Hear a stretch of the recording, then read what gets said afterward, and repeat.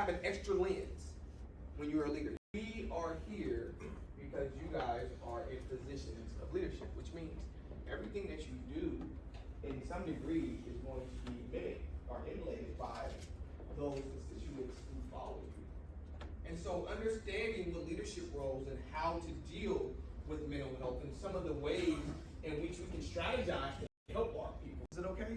Sure, go for it. Think about how you as an individual can impact your team, because you have the ability to impact the mental health and wellness of the people you lead. But it starts with you. We expect them to earn the trust and forge alliance with employees. So having leaders that don't really form an alliance can be harmful. Offer support to employees who inform you of a present sign of mental health concerns. Offer support. Our role is not to diagnose. I don't want to treat the diagnosis. I want to treat the symptoms. But what I can say is, hey, you have some trouble concentrating. Or, hey, I noticed you can seem a little overwhelmed at times with work. Let's talk about it. Let's talk about the symptoms. Because when you start throwing diagnoses at people, sometimes they become defensive about it. Also, please know your resources. Right? Know the resources. Because it's important, especially when we're talking about mental health. A lot of times when people come to you in a crisis mode, right then and there, it's the time. Not, hey, well, tomorrow I'll get back with you and we can see what we come up with. Tomorrow, it may be too late. Right? So knowing the resources, knowing what's available, it's part of being a leader. All right, potential signs of an employee that is having some mental health distress, right? So you see somebody who's super reactive and moody, but that's normally happy, that's a sign that something's going on. Somebody who's always anxious or depressed, that's a sign. Somebody who's not taking care, you see a decline in their hygiene, right? They used to come to work very put together, and then all of a sudden, something's going on. So you got to be able to pick up on some of those changes sometimes in people. Now, obviously, when you talk with people, all you can do is ask them questions. Sometimes they're not ready to talk about it. But being able to pick up on those signs and pay attention is extremely important. Bizarre or irrational thinking, difficult sleeping, weight loss, weight gain, all those can be signs that somebody is having some struggles.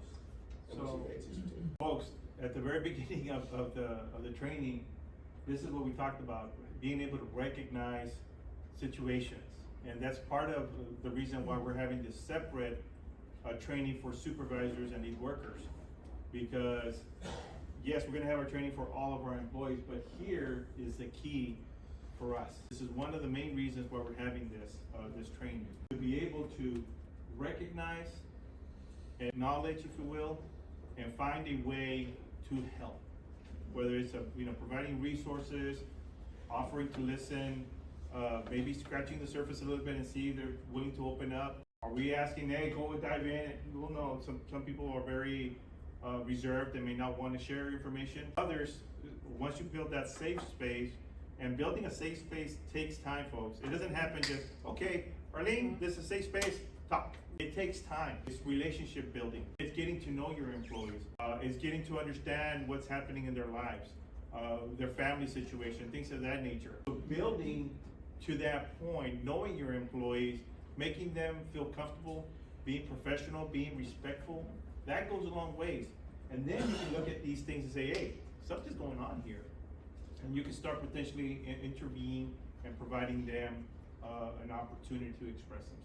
I have the pleasure of getting to know, along this journey, getting to know some of you guys, and everybody has different personalities, right? Imagine a person who's a very lively personality, who's always happy, in a good mood, laughing, joking, sharing things, right? Kind of being the comedian of the group. All of a sudden you notice that person is withdrawn, right? They're no longer eating lunch with everyone else. They're kind of doing their own thing. You invite them over to hang out. They don't want to hang out. Well, you know what we do sometimes? We take that personal. Instead of us thinking, hey, I wonder if something's going on with Jessica's okay, we said, oh, you don't want to hang out with me? Get you then. We won't invite you anymore. Right? We take it personal. And because we personalize their issues, we can't see past our feeling of rejection or our feelings of being let down, that we don't ask the question like, hey, are you okay? Hey, can we talk? Hey, I noticed some changes and your behaviors. Let's figure out what's going on with you. So paying attention to these signs and these symptoms, because you may have people that you are sitting next to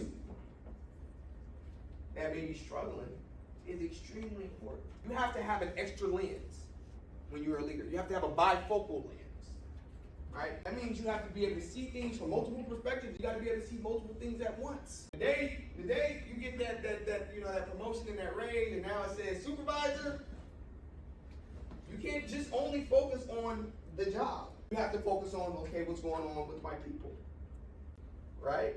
Because that's part of the job. No longer, I'm just here to do my job, put my head down and do my job. You're not your supervisor. Just put your head down and do your job. You're a leader. I think there's a quote from Simon. It says, being a leader is it's not being responsible for the job, it's responsible for the people. Responsible for the job. Yeah. You're responsible for the people. And that's important. And always keep that in mind. So pay attention to these. Pay attention to these signs and symptoms. Now, obviously don't rush to judgment. Ask questions. Because it's also important not to rush to judgment, because that can create issues.